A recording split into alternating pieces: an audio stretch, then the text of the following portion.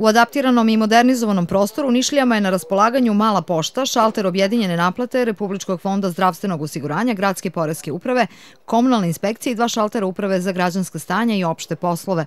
Uz uslužni otvoren je i poslovni centar namenjen pružanju usluga i podsticaju razvoja preduzetnika i malih i srednjih preduzeća. U ovaj projekat uloženo je 13 miliona dinara.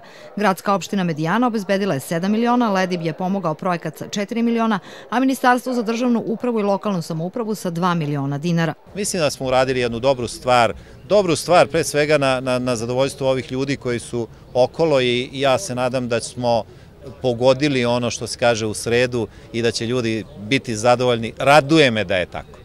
Mislim da je vrlo važno reći da smo deo projekta koji očigledno ima za cilj smanjenje barijera i pojednostavljenje života kako građanima, tako i firmama, od zanatskih radnji i malih srednjih preduzeća.